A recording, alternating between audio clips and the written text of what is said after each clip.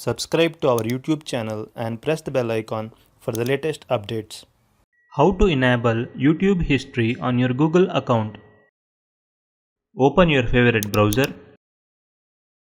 Go to accounts.google.com. In the left sidebar, click on Data Privacy. Scroll down.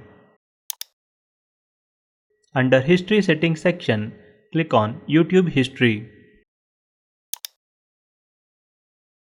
Toggle the button next to YouTube History to turn it on.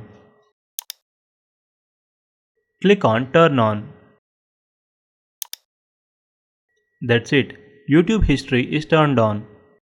Click OK to continue. If you want, you can turn off search history by unchecking the checkbox below. Click on Pause. Click OK to continue. Now, click on Auto Delete and select the time duration you want to retain your history. Click Next. Click Confirm.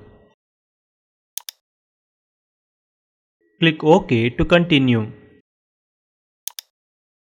That's it. YouTube history has been turned on your Google account. This is how you can enable YouTube history on your Google account. Thank you for watching.